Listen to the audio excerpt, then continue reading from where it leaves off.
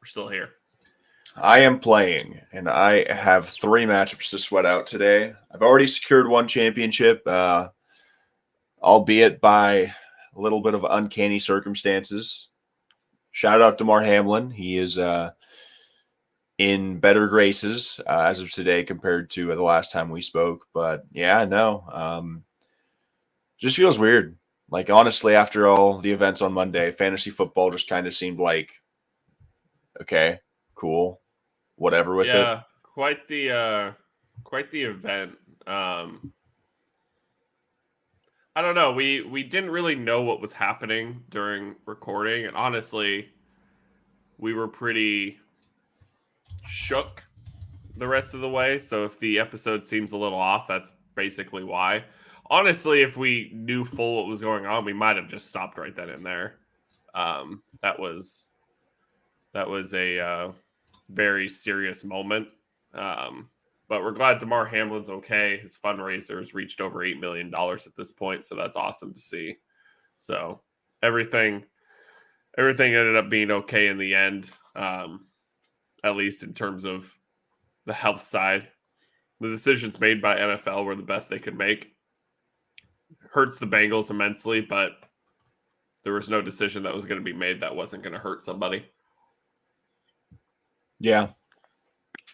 Genuinely. They really, I feel the NFL really did the best they could in that situation. They weren't going to resume the game. There was no real way to do it if they didn't do it on Tuesday or Wednesday. And putting the playoff games at a neutral site was really the best they could do. Yeah, no.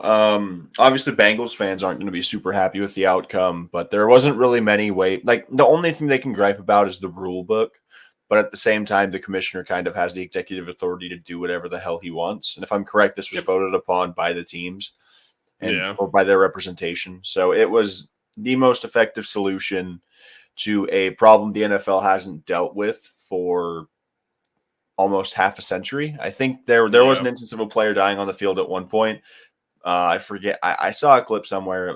I forgot his name, sadly, but he had like a congenitive heart issue that he ended up dying on the field because of. So it's an unforeseen circumstance. I'm happy DeMar Hamlin is healthy and able-bodied as of today. Obviously, it's a long road back for the young man, but in the same vein, I saw somewhere that the Bills are fully guaranteeing the rest of his contract through this year, and I'm assuming through next year. Eric. Goff or Purdy today? Purdy.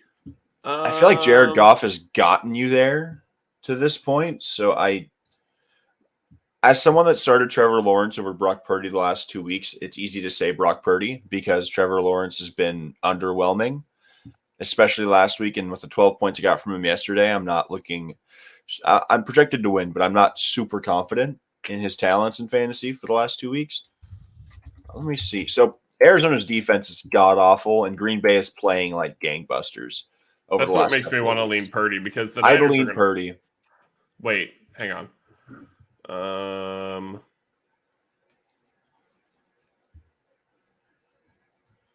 If the Vikings... No, they're already ahead of the Vikings, so they play at the same time as the Eagles, and they're trying to hop the Eagles. They could get the 1 seed. Okay, so play Purdy. I would play Purdy. Purdy has to play the whole game if they want a chance at the 1 seed. Well, I don't know the situation on Hurts. He was cleared. He's off the injury report. It's him versus Davis Webb for the Giants.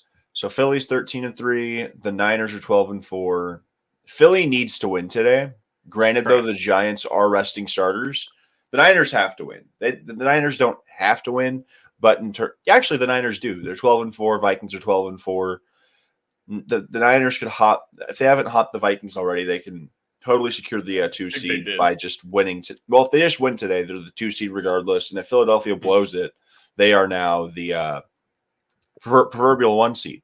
The Niners have to play Brock Purdy for most of this game unless they're up by 40 with 5 minutes left in the fourth.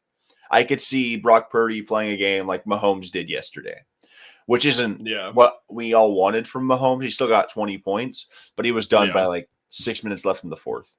But I mean, this is something to think about, though, right? Like, I'd go. I don't think Hurts. Hurts plays more than a half unless New York comes out and keeps it close.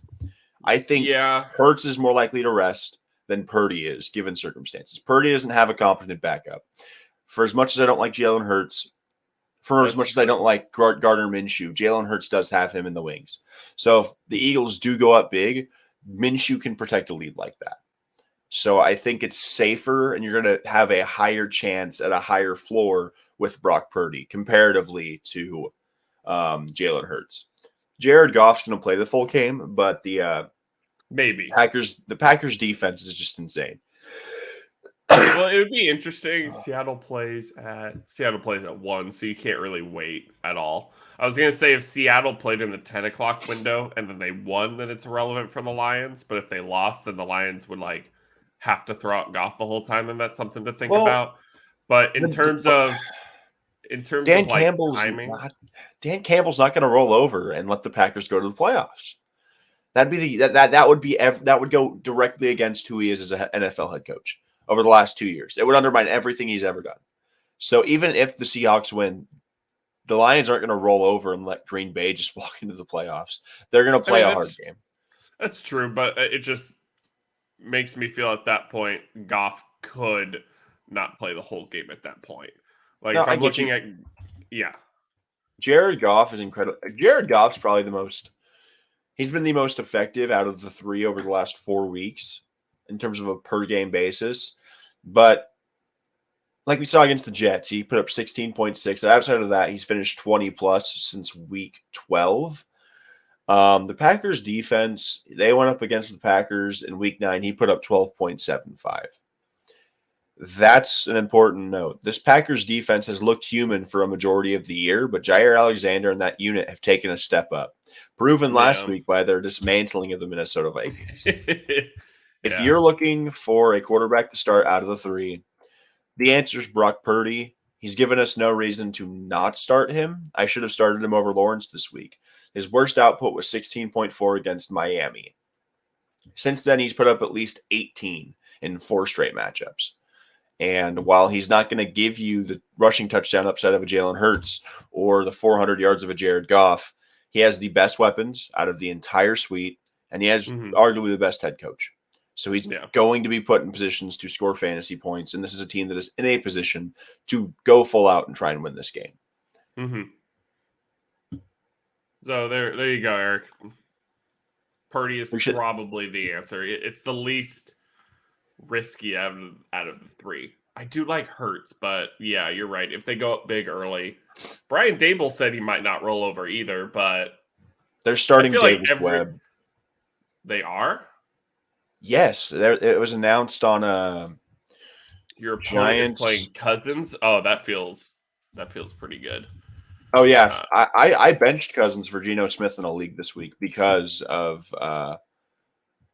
because Cousins is going to be projected to. Because honestly, I don't think Cousins plays more than a half of football, regardless of what's going on. Unless have to. They're who's the backup for Fields? Who's starting today?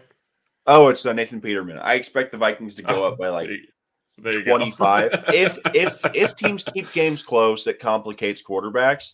But as somebody who has played in Week 18 championships for a couple of years, my first year back in 2018, I had a team that was just disgusting. I had Kamara and McCaffrey, and they both didn't play in Week 18. So thank God for C.J. Anderson and Nick Chubb. But it's real. Players, you can ask Austin. Last year, whenever the Cowboys said they were going to play Dak Prescott for a half of a game, I benched him in favor of somebody else. I think Daniel Jones, to be exact. And Dak had like 40 on my bench. Oh yeah, because he blew insane. out the Eagles. Yeah. I was like, this is fucking stupid. I was like, this is absolutely ridiculous. Granted, I had no chance to win Debo Samuel and Cooper Kupp with 0.34 receiving yards with Michael Pittman match. I had no shot. My dad kicked my ass in that league last year. It wasn't even fair. So, but no problem, Eric. Good luck. Get that championship. So here we go. We don't have the official inactive report yet, as it is released an hour and a half before kickoff, so it's probably out by now. Where is it? Injury report, Giants. Also, who the fuck is Davis Webb? Can I just... A fifth-year quarterback? They're not even starting Tyrod Taylor. That's hilarious.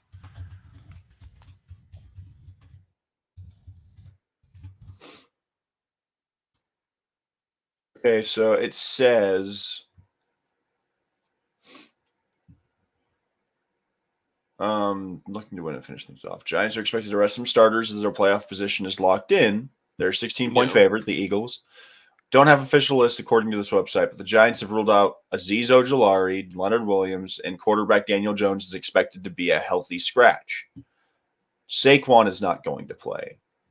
I assume Richie James is going to play. That's unfortunate. Like I know why the Giants are doing it, but as a Cowboys fan, I was really hoping the Giants would beat them. But I mean, obviously, if I were to look Saquon plans to play in this game unless head coach Brian Daboll prevents him from doing so. Everywhere I've seen Saquon, his projection, well, he's projected for 0 right now. He is projected for 10 because I have him in a league where that one league where I was asking you about start sits. He was my RB1 for the entire year, which is why I can't really sit Kamara. I actually need to move Daniel Jones out of my only league that I'm playing in. But this league actually doesn't have playoffs. The winner is based off of most points but best record after 18 weeks. Oh, nice. Are you in position to win? No. I'm just playing for draft nice. Capital. Yeah, but wouldn't you want to finish worst because you get a higher pick? I think my position's locked at this point, but I also just like winning because teenage me destroyed my Yahoo profile. My record is awful. So I'm always trying to win to try and get back, but I'm so far behind. Teenage me was bad at fantasy football. Granted, I still am, but I'm less worse than I used to be. My overall record in my life is 244 and 327. I was not very good as a child. God damn, I gotta look at my Yahoo. I started Yahoo like 3 years ago. Let's see. I will say Luakon got me 13 points though last night, so I love that. Nice. Because Kelsey only got me 2.5. All right. I finally got my first Super Bowl in Yahoo. So I started back in 2019. So I got 4th, and then I finished that I got 8th place out of 10 teams in my dad's AT&T league a couple years back. So the last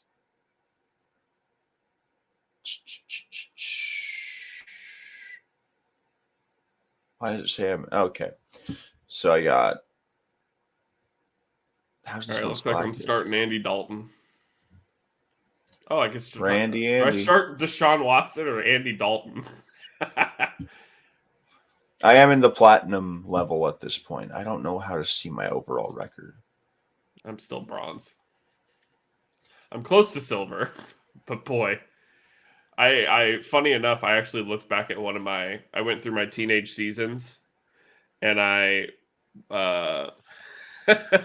won week 1, and then I proceeded to lose the next 16 weeks in a row. Oh my gosh. I was not good at all. I don't know if I just didn't pay attention or if I definitely didn't look into players at all. I definitely didn't do any research when drafting, anything like that. It was a wild time. Is Debo playing today? Yeah, I think everyone on the Niners is a full go. If Debo's healthy, they have to start him. There's no point in not firing the dude up. Like, obviously, if he's not 100%, you keep him on a pitch count. But yeah, the Niners have to be at full strength for this playoff run. I'm not saying they can't win it all without Debo, but it genuinely hurts their it hurts their prospects. The Ravens announced they're going to be sitting Tyler Huntley, J.K. Dobbins, and a myriad of other starters today. So they're basically conceding the game to Cincinnati. Because the Chargers win, we keep the 5 seed, even if they were to win. But don't they have a chance to win the division with what happened if they win? I don't know if it's a chance to win the division. It would just be a coin flip on who gets home field advantage in a playoff matchup.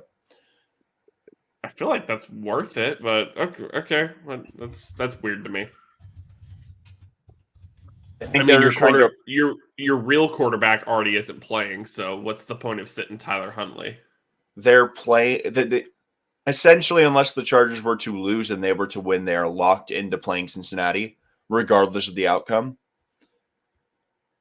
If the Chargers win and they win, Chargers are still playing Jacksonville. So Yeah, Baltimore, I guess, is looking in the mirror and saying, we're not going to give them our best look this Sunday.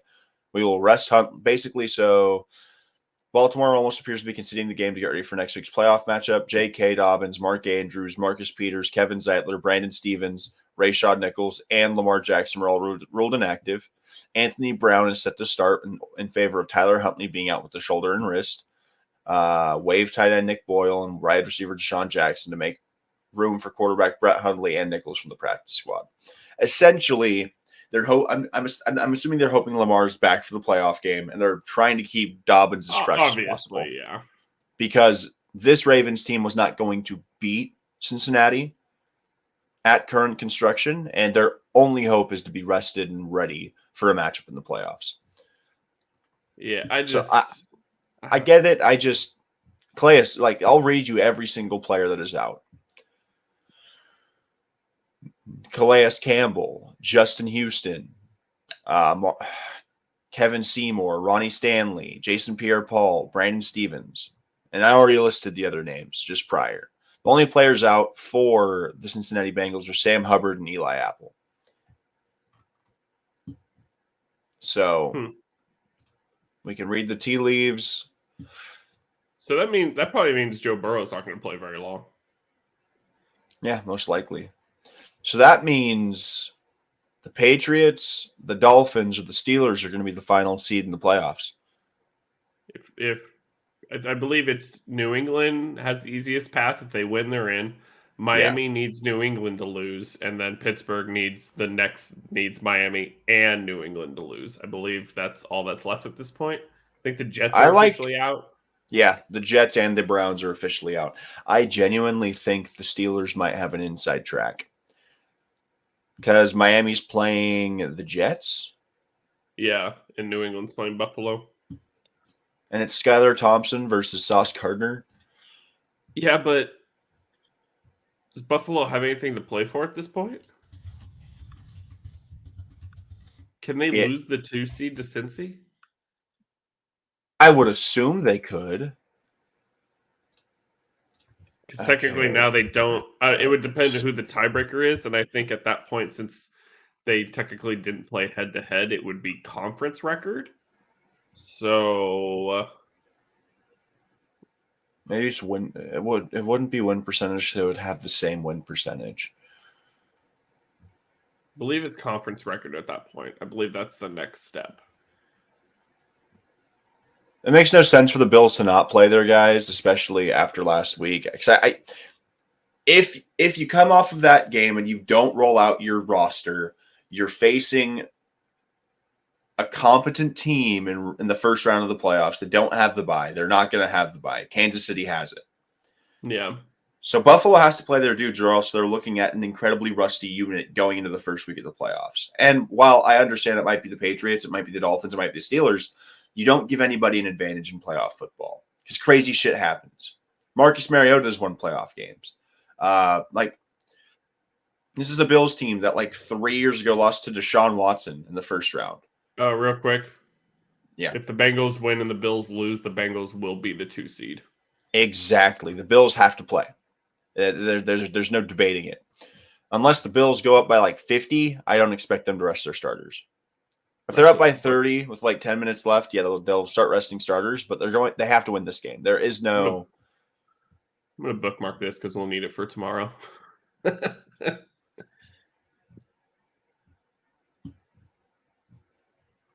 Yeah, so Buffalo should blow out New England, Miami, Skylar Thompson. Yeah, the Steelers can do it. Who are the Steelers playing? The Browns? Yeah.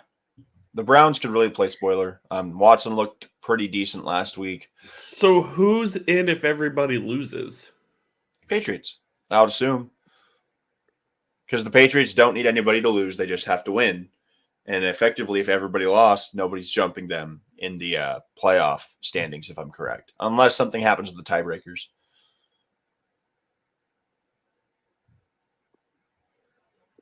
Let's look it up.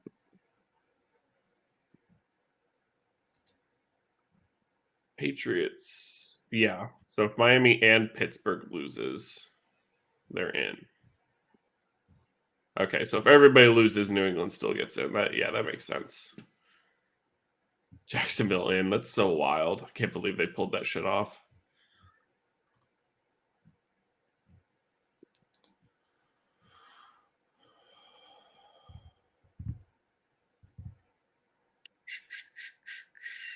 Just looking at all the scenarios.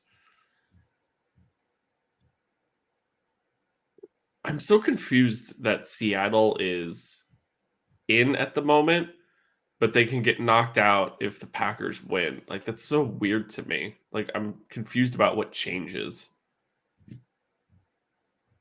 Because technically, I believe Seattle's the 7th seed right now. It's probably It's something to do with tiebreakers. It has to. Yeah. It's just weird to me. But boy, Green Bay could pull it off. Pittsburgh could pull it off. Jacksonville pulled it off. What a wild season. So it's Detroit, Green Bay, or Seattle. Seattle wins, Detroit's out, and Green Bay has to win. Who's Seattle playing? The Rams. If Seattle can't win this game, I will be flabbergasted. Yeah, seriously. The Rams are literally only playing to not give the Lions like a top 5 pick or whatever. Let's see where they are at the moment. Number 6. Who's Denver playing today? Chiefs already played the Raiders, so Denver's playing the Chargers. Yeah. It sounds like the Chargers aren't even really playing for anything. Like, I get they're playing to lock in the 5th seed, but We're playing to keep momentum. I could see a reality where we go up big and we rest the starters, but our players are they're suiting up and they're playing the first half minimum. Yeah, you got to go up big first. Yeah, because the thing is, like with what Baltimore's doing, we could totally kind of take the foot off the gas a little bit. But this is a team on like a 5-game win streak for a season that's been straight out of hell. We can't really squander this momentum. It would be a severe miscalculation. Because that's the biggest thing that I'm like hoping for out of the Chargers this year in the playoffs is we're arguably the hottest team in the AFC right now, maybe the NFL, with how they've been playing over the last 6 weeks. So, That's like, for me, it's the Chargers obviously could rest some starters and probably win this game. But after what Denver did last week against that KC defense or 2 weeks ago, I'm not going to sit here and hope that we just roll over. We don't need to win. We're locked into the playoffs regardless, but I'm more comfortable going to Jacksonville to play as opposed to going to Cincinnati. Just because the Bengals, for all the shit I talked over the offseason and to start the year, they're really good. Like, I don't like Zach Taylor still, but Burrow is church. Mixon is a very effective running back, and I don't know how our secondary contends with Jamar Chase and T. Higgins, let alone Tyler Boyd. Because at least with the Dolphin situation and Tyreek and Jalen Waddle, they are hindered by Tua's limitations. Burrow does not have those in the same respects. His offensive line might be a little bit worse in the macro or micro sense, but Joe Burrow he's in that tier right below the Josh Allens of the world, where he's right there with them. You got Mahomes, then you have Allen Herbert, Burrow, Hurts, all just packed in. So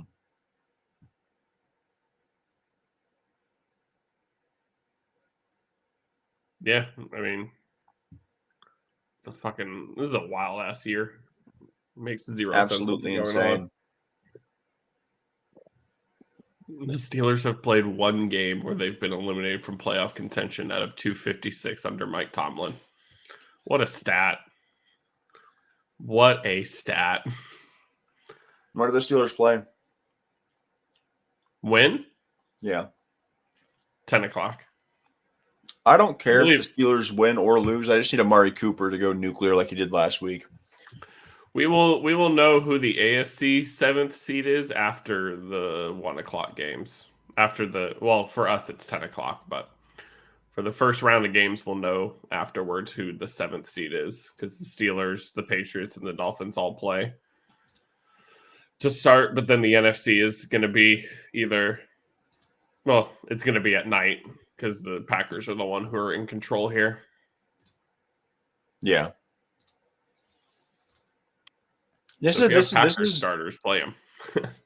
This is the best possible outcome for like the football season, to be honest.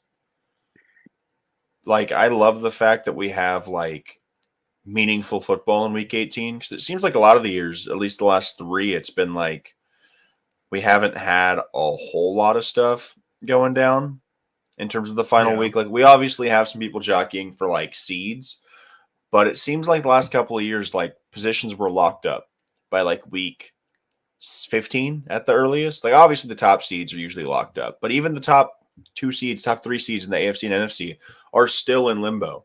We could have outcomes that change like dramatically what's going on for the first couple rounds of the playoffs. Yeah, it's going to be something for sure. These playoff games are going to be fucking insane. Some of these matchups are wild. Chargers are going to play Jacksonville. Need your revenge after getting your heads kicked in, week 2? To be fair, though, that was not week 2. That was week 3, if I'm correct. Let me check, because I'm not going to roll over and just take that slander. That was the first. That was the first week after Justin Herbert destroyed his ribs against the Chiefs. That was also, I think that might have been the game where JC went down. So that was Herbert 3, fresh off of broken ribs. Practiced the entire week expecting Chase Daniel to start. We were missing numerous starters on defense, and I think Keenan Allen was out as well. Excuses. What you could call it like you see it, but these two teams, both of these teams are completely different than what they were whenever we first matched up. Oh yeah, and honestly, they're both hot. Yeah, they're the 2 hottest teams in the AFC. Jacksonville has been supremely impressive, but Herbert's been outplaying Trevor Lawrence at least the last 2 weeks. If Trevor Lawrence finds his stride he hit Tennessee through the New York Jets, they are not going to be a pushover, is all I'm going to say. The one thing the Chargers may have going for them is the veteran leadership we have in the locker room and the age of the roster as a whole. I feel like they are more experienced, and I feel like they just have the edge in that factor. Doug Peterson has more playoff experience than Brandon Staley, but this will be the first time Trevor Lawrence has played meaningful football since his national championship days at Clemson. And I'm not saying he's not built for the moment. Obviously, he's a national champion, but it's different in the NFL. And as good as his players have played throughout the year, how many of them have tangible experience in the playoffs? Granted, Keenan Allen's last time there was 2018. Same with Mike Williams. But still, that's more than a myriad of the guys on the other side. No, yeah. I agree. And I'm not going to – I haven't picked against the Chargers more than twice all year, so I'm not doing it to start the playoffs. There's no way in Sam hell. Oh, man. I went 0 for 5 on championships this year. Granted, I thought we had the deep league for sure. We just hit a bad – we hit a bad streak of injuries. And injuries affecting other players, like poor DeAndre Hopkins, 10 targets, 1 catch. Yeah. Week 18 starting quarterbacks include Baltimore's Anthony Brown, Chicago's Nathan Peterman, Washington's Sam Howell, Miami's Skylar Thompson, Giants' David Webb, Arizona's David Blau, and Indianapolis's Sam Ehlinger. Just as we all predicted, Will Levis has to be a Colt. every time you say Sam Ellinger or Matt Ryan at this point, it's like Will Levis has to be a Colt. So bad. I saw a mock on TikTok where Homeboy had CJ Stroud going 6. So it was Will Anderson Jr., and then it went Jalen Carter, then Bryce Young at 3, and then 4 and 5 went like edge rusher and like corner or safety, and then CJ went 6, which could happen. I don't know how you don't have Bryce Young at 1. I feel like there's literally no other option for the Houston Texans.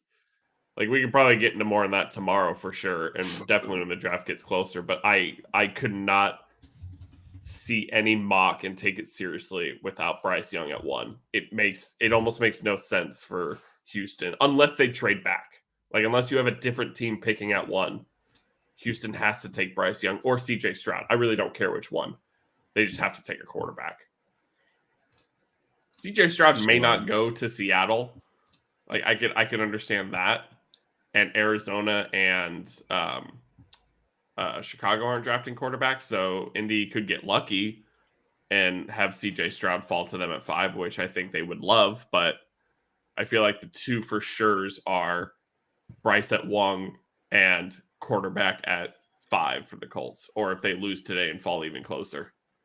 So I just did a blind mock draft on PFF because why not? I selected Miami. They don't have a first round pick. So I didn't have a single pick in the first round. So this is how they think it's going to go based upon their projections and their rankings. 1 is Bryce Young. Yep. Will Anderson goes 2. Yep. Jalen Carter at 3 to Seattle. Okay. Will Levis, number 4, to the Lions, which kind of makes sense. Him going to the Lions makes more sense than a guy like CJ Stroud going to the Lions. The Lions can afford to adopt a project quarterback. Their offensive coordinator looks pretty damn good right now. Jared Goff is not terrible. Jared Goff could start for a couple years while you bring this kid up. And then Brian Brees is to the Cardinals at 5. I've seen that a lot of places. CJ falling to 6 in Indianapolis. That is the best case scenario for the Colts. If the Colts can land a CJ Stroud, that is the kind of guy that I think solves their quarterback woes. Genuinely. Yeah. I hope Michael Mayer falls to the Chargers. If not, Jackson Smith Najigba is a great. If we can get him, I'm not going to complain as a Chargers fan. Really going to be curious to see where Jackson goes. That'll be interesting. The wide receiver? Or even Jordan Addison. Yeah, both wide receivers. They've got Jordan Addison going 15 to the Patriots. Let's see. First 3 wide receivers off the board here are Quentin Johnson at 9 to the Panthers. Jordan Addison, 16 to the Packers, which Packers don't draft first-round wide receivers. And Jackson Smith and Najigba to the Patriots at 20. And then Michael Mayer to Tampa at 21. This mock draft has the Chargers drafting Anton Harrison at 25. Well, see, this is the stupid little PFF mock draft I just generated. I didn't have a single pick here because at this point we're talking draft. Might as well. There's not a whole lot of start sits going on in the conversation, so let's speculate. You know, the order's basically set. We've got a couple of things that are going to swap around. So Quentin Johnston's the first receiver off the board, which is insane to me. If this gentleman right here does not get hurt, he's probably the first receiver off the board. Yeah. This man is insane. So if he can fall to 22, oh yeah. As high as I was on the Chargers possibly getting a Jameson Williams last year, if he fell, this is the guy I want. If we don't get him, I hope Michael Mayer falls. And if not, I would love to get an edge or quite possibly a stud linebacker. If we can add corner. I think something funny too, and people are talking about like if Houston wins and Chicago loses, Chicago gets the number 1 overall pick. If you look at 1 and 2, regardless of who's picking at 1 and 2 between those two teams, that nothing's changing. The thing is about it, the Bears could trade out of 1. The Houston could also take Will Anderson Jr. Houston does not have to take quarterback. No, I'm not saying Davis Mills is the answer. but they're not going to be much better next year. And if you could basically tank your way to the first pick next year, I'm not saying Williams? Bryce. Yeah, for Caleb Williams. Like, I get it. Bryce Young is a great college quarterback. He's undersized. He's genuinely undersized. If I look up Bryce Young, he's listed at 6'4". Yeah. He's listed at 6 foot and he weighs 194 pounds. Poor guy. I'm not sold on it, to be honest. Is that SpongeBob? Hold up. I don't know, dude. I think it was a meme. No, but so memes. So Bryce Young, he's good, but he's not. Yeah. Bryce Young is great, but in the grand scheme of it, Caleb Williams is getting like Patrick Mahomes level comparisons at the college level. Not what Mahomes is now, but what he showcased at Texas Tech. And let me look up Caleb Williams. So let's look at the 2024 quarterback class.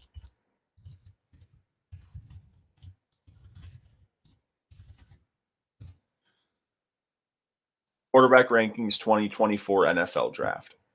So, number 1 ranked scouting report, Caleb Williams. Number 2, Drake May. Number 3, Shedeur Sanders.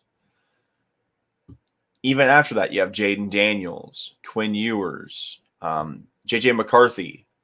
You DJ, not going to try that last name, the gentleman that's transferring out of Clemson. This is a really good class next year. Is it as good as this year's class? I would venture to say it is, because Shedeur Sanders is a stud. Granted, he's been playing at Jackson State. Once Dion and Shedeur make it over to Colorado and we'll see how they produce out there, I think it's going to legitimize his stock even more.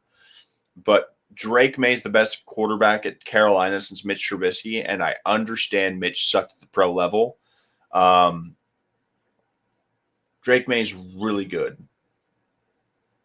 These summaries are totally wrong. I mean, when you have guys who like are, you compare him to like Mitch Trubisky and you're like, oh, Mitch Trubisky wasn't good at the NFL level. I feel like that's just not fair to most of these college guys. Like you just really don't know what somebody's going to be coming into college or coming into the NFL. And that's just the way it's always going to be. Devontae Adams was a 2nd round pick. What was Cooper Kupp? 2nd round, 3rd round. You just have these late draft picks who bloom. You have these early guys who don't. Like I will always talk about Jamarcus Russell. Like Jamarcus Russell was easily,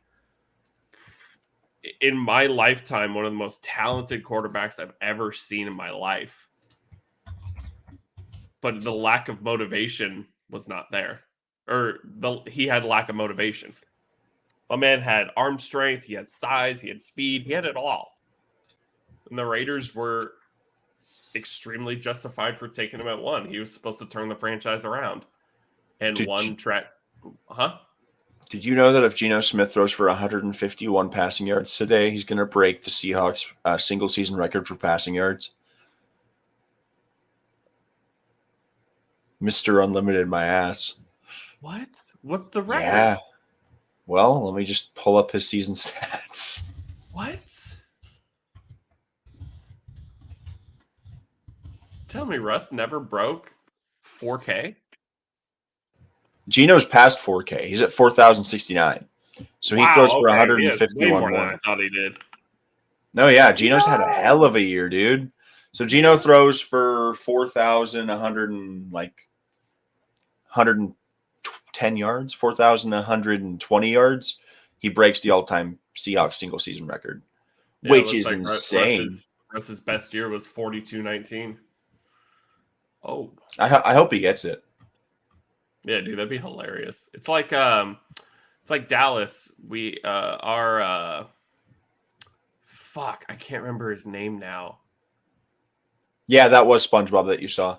It was a meme that says, yeah. "Let's never forget Keanu Reeves has rejected 6 millionaire contracts with Marvel, but didn't turn down 2 requests to participate in the SpongeBob movie." I need to look it up now. Suggesting the Chargers cut Khalil Mack is a truly laughable take. Yes, 100%. The franchise leader for the Dallas Cowboys in most consecutive passes completed is Brandon Weeden. Wait, what? most completions by a Dallas quarterback in a row, consecutive, is 21, held by Brandon Weeden. And then that's fucking gross. Back to my point about next year's quarterback class. As good as Bryce Young is, he still is 6 foot, 195. If you see pictures of him next to Nick Saban, who is 5'6", he looks a lot closer, like 5'8", 5'10". Caleb Williams, Drake May, and Shadur Sanders are each at least 6'1" or taller, and they're each at least 215 pounds. And that matters. Granted, weight isn't as big of an issue and size isn't as big of an issue in the NFL today due to the way that the game is played. Look at Devonta Smith. He is a very slight individual, but he is an elite talent athletically, which I believe Bryce Young is. But the smaller the quarterback is, the more difficult it can be for him as a passer. Russell Wilson, instances for Kyler Murray. I think Kyler's a better passer than any of the other short dudes we've seen. I think Kyler's talent level is insane. I'd put him on. Phenomenal. I think raw talent, Kyler's a top 3 quarterback in the league. Just in terms of what he personally can do with the football, he's mind-boggling. But do I see that out of Bryce Young? Personally, I don't see Kyler out of him. I see Bryce Young as a hybrid. He could be like Drew Brees, Russell Wilson, obviously not on the top end because he has to prove it, but that's what I see out of his like player profile at his peak in terms of like he's going to be a pocket passer with a little bit of wiggle outside of the sticks to try and get a first down here or there, but he won't have the upside of even Lamar or a Herbert or a Josh Allen, who are bigger people that can move bodies and use their bodies to kind of get those extra yards. Young is very small in that respect. So Kyler's 5'10", Russ is only 5'11", and like, yeah, like the hype for Russ is nuts, but like when he got traded to Denver, but like in terms of just like longevity and like just playing well, at least, like I'm not going to say, like, yeah, he's been overhyped and this and that, but like some of these short guys have turned out really well. Like I will take what I've gotten out of Russell Wilson, compared to what you get out of most guys that you think can't make it if they're not over 6 feet tall. So Kyler's 5'10" and Russ is 5'11". So granted, I think Kyler is better than Russell Wilson. I don't think that's a hot take. Like I've been saying Kyler top 5 talent in a bottom 3 system for the past 2 years. Like I don't know how many more times I have to say it. I get you. You're preaching to the choir, my friend. It just blows my mind, man. But he plays Call of Duty, so that's the problem. The only thing that Kyler hasn't done yet at the NFL level is throw for 30 or more touchdowns or surpass 4,000 yards. Take that with a grain of salt. He's an under 500 quarterback, but to be fair, he had back-to-back seasons of 500 or better, and he's had Cliff as his coach since like his first year. He got absolutely lit up his rookie year, by the way. He took 48 sacks. Ugh. He has 6 comebacks and 8 game-winning drives as well. He's electric, dude. And he doesn't throw a lot of interceptions. His career high is 12. And since his second year, he's only thrown 10. And on top of like, oh, he didn't break 4,000 yards, but look at his rushing in 2019, 544, 2020, 819, 2021, 423, this year, 418 in only 11 games. Like, it adds up. And like you watch him play and he just gets out of so many bad situations because his line is god awful. 2020, Kyler was transcendent on the ground. He had like 11 touchdowns. Now he's special to watch. That's why I loved the week 1 matchup he had against the Raiders. Just watching him go to work was it was week 2, my bad. Yeah, week 2 against Vegas was absolutely magical. Him just directing traffic, going for 2, hitting AJ Green. I was like, this is stupid. Like, how do you defend this? I love the rushing stat of 26 fumbles, but he's only lost 4. Yep, very fortunate.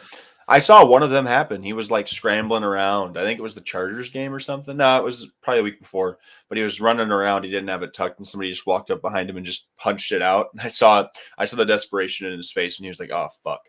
I was like, "No." Here's my question: How does he have 0 targets and 0 receptions, but he has 7 receiving yards? How does that work? How do you have no catches for 7 yards? He's built different. Maybe it was maybe he threw a pass on a screen that got fumbled and it bounced back to him and he just took it. So he got receiving yards. I don't know. Yeah, it's just funny. Thanks, ESPN. Tanner McKee, who are you? They have the Patriots taking him 16th. Stanford quarterback. Draft? Yeah. What the hell? I don't even see Tanner McKee anywhere. Trying to find him in my draft. Let's see. NFL Big Board 2023 draft. Yeah, draft season's my favorite part of the year, regardless of Quentin Johnston's a monster. Honestly, Carolina is going to be really interesting what they do with their top 10 pick because like Sam Darnold has looked like decent and they're not going to get a top 3 quarterback. So they have him taking Quentin Johnston, but I don't know. We'll see. They should have another 2nd round pick. Yeah, they have. Because this year, 2nd, a 3rd. Yeah. This year feels like a 3 quarterback class with the possibility to have like 4 or 5 NFL caliber starters. It's really a 2-man race with the project, and then everybody else is going to be backups until they can bide their time.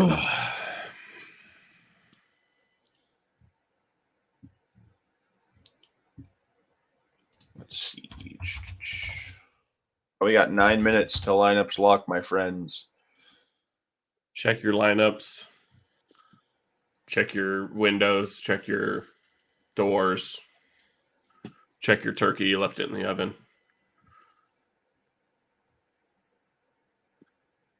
And if you got them, check on your kids.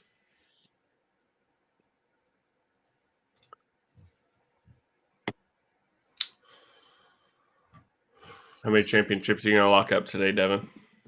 3. Okay, there you go. I already have 1. I'm playing in 3, so hopefully 3, but I'm projected to win in 2 of them. And it's close-ish in the other one. It's the second week of a 2-week matchup. I need Dalvin Cook to eat. I mean, I need Dalvin Cook to feast. I mean, like a vintage Dalvin performance would be ideal. So let's see. Yeah, there's no way of improving this lineup. Everybody's projected to score more, besides maybe Christian Watson over Amari Cooper, but I'm not doing that in good faith. And I'm not going to bench Jalen Waddle. He's gotten me here. Skylar Thompson should be able to hit him for like 80 yards. If the Dolphins are going to win this game, it's going to be Tyreek and Jalen. So Jalen Waddle take me home. Oh, shoot. I'll move Amon-Ra over Justin Jefferson in this league for pride's sake. You're benching Justin Jefferson? Yeah. Oh, okay. Just because of the situation that they're in. Yeah, Travis Etienne and Josh Jacobs didn't do a whole lot for me yesterday. There's no PPR. Honestly, Seattle losing is the best thing for Detroit players in fantasy. Oh, goodness. I am projected to score 110 to this person's 91.58. Projections mean nothing. Shh. I learned that the hard way. We've each had 3 players play. Jacksonville's defense put the fuck on for me, so I'll take that. Yeah, that fumble for 6 was huge. Lawrence and Etienne didn't do a whole lot, but that Jacksonville defense really carried me.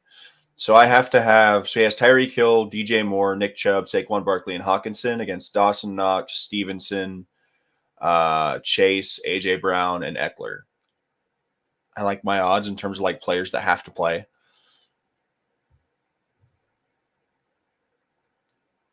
I just need this to hold.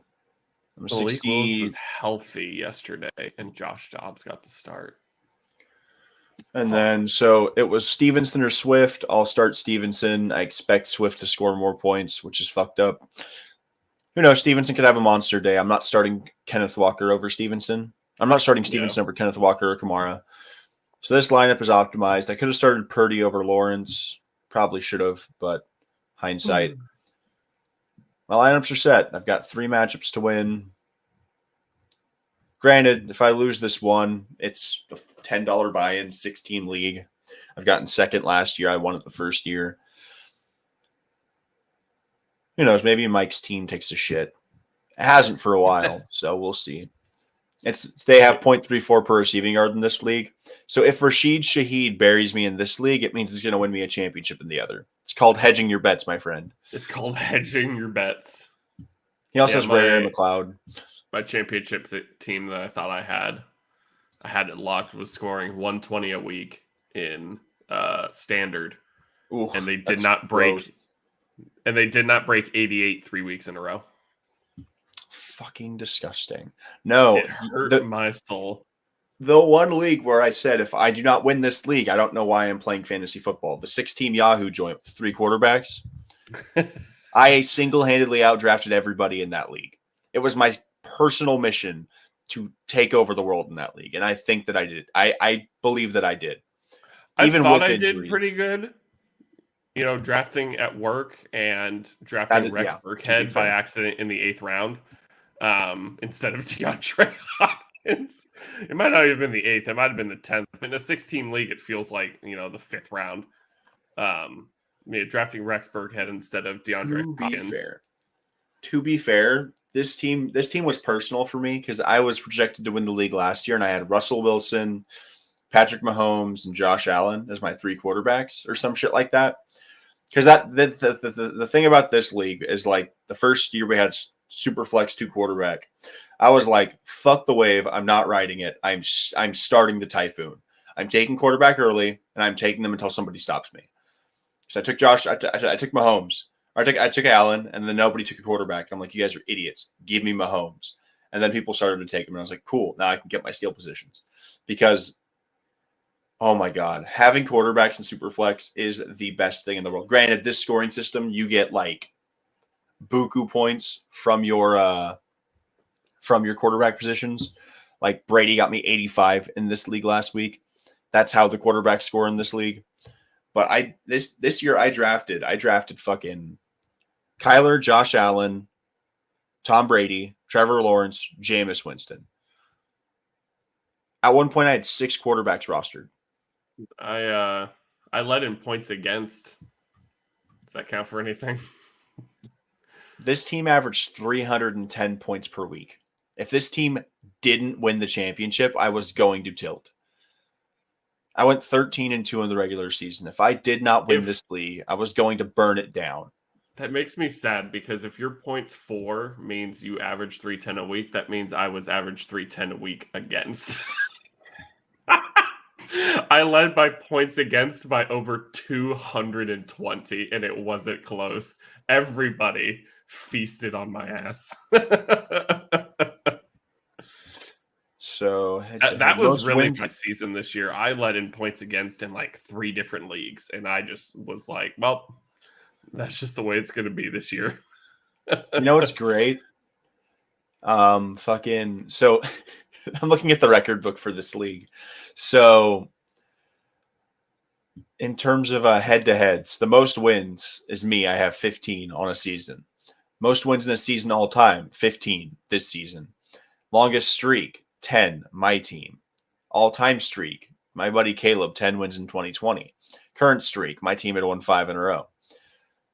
Most losses, your team with 12. Most losses all time, the Faithful from last year, 14. Oh, they were bad last year. They were bad. The longest streak this year was you, the Killer Higbees, and the Fighting Squirrels with 4 losses. Killer Higbees the longest streak so far. Longest streak all time. The Faithful lost 14 games last year. Guess how many games they lost in a row? 10. 11. Margin of victory largest. A single week. My team beat the Fighting Squirrels by 160.24 in this league. in week 16. Single week all time. Taco Time beat the Faithful last year by 179 points. Mm. The average I will say in 2 separate leagues, I put up the biggest weeks that league saw all year. I thought this league was one of them. I thought I almost got like 400 or something. Is that this league? I can't remember. God. So the margin of victory smallest, the smallest one in a single week this year was me. I beat somebody by 0.29 in week 13. The smallest margin of victory ever was that team that lost 14 last year, beat somebody by 0.08 last year in a matchup. I put up 400 in this league. Did anyone else put up 400 this year? My team went off. I don't know. Strength of schedule, hardest. Fighting Squirrels, weekly average all time, 293.14. Strength of schedule, easiest. In terms of strength of schedule, my team also had the easiest schedule in the league. If I didn't win, I was going to literally die. I was like, I can't do it. Team statistics. I'm seeing if anyone else put up 400. I just want at least one tiny victory this year. You have the single week record for most touchdowns for a team in this league. Against my dad in week 8, your team put up 18 touchdowns. What week was that? Week 8? Yeah, that was my 400 bomb. Yeah, that game was dumb. The least amount of touchdowns in a week was the Fighting Squirrels against me in week 1. They put up 3. Lamar Jackson, Dak Prescott, Derrick Henry, and A.J. Brown alone put up almost 200. Freaking so the single week all-time lowest touchdown output for a team was in 2020 when Taco Time's team gave them 0 touchdowns. Oh my god, dude. How do you do that with 3 quarterbacks? How? The Killer Higbees this year averaged 7.82 touchdowns per week from their team. Holy shoot. Oh, that league's passing yards. All right. Lineups are locked. Dude, this is honestly hilarious to look at. What the hell? I don't have a single record in this for like the most of anything. One week, Derek's team had 9 field goals. Oh my god, this is hilarious. All right, I'm going to wrap it on up here. This will be the last Sunday that you and I are here in the mornings for Start Sit, as this is the fantasy season after today is officially over. Daily fantasy never ends, though. So I just want to thank everybody for popping in over these last couple weeks, last 10 or so weeks that we've been doing this. We've had good weeks, we've had slow weeks, but that's just the way the cookie crumbles. Obviously, we'll be right back here on Sundays. Week 1 of next year, we'll have plenty of off-season dynasty content, redraft content. We have some stuff lined up for like Fantasy 101 if you're trying to get into fantasy or you don't really know a whole lot about fantasy. So we'll have tips and stuff. We'll have draft content. We have a lot of stuff planned for you. It's going to be a lot of fun. It's going to be a good 2023 for the Makeshift Managers podcast. 100%. Devin? Yeah, thank you to everybody for tuning in over these Sunday Start Sit Sundays. It's going to be a fun off season. We're going to be covering playoff content, obviously, throughout the Monday episodes. Fox's Jay Glazer reports Rams head coach Sean McVay is more likely to leave the team than to return for the 2023 season. I'm leaving you with that to start your Sunday. If you're a Rams fan, cope. But, oh my goodness, that would be – the fact that the picture they have of him is in a freaking Washington Commanders shirt kills me. Like, it's been 5-6 years of Sean McVay as the head coach of this Rams team. Get him in a blue shirt, damn it. But, no, yeah, thank you to everybody for tuning in. I hope that we were able to help you win your leagues. And if we weren't able to, give us another shot. You know, there's always next year. But from the bottom of our hearts to everybody else that's listening, that's all I got. And word of the day, peace.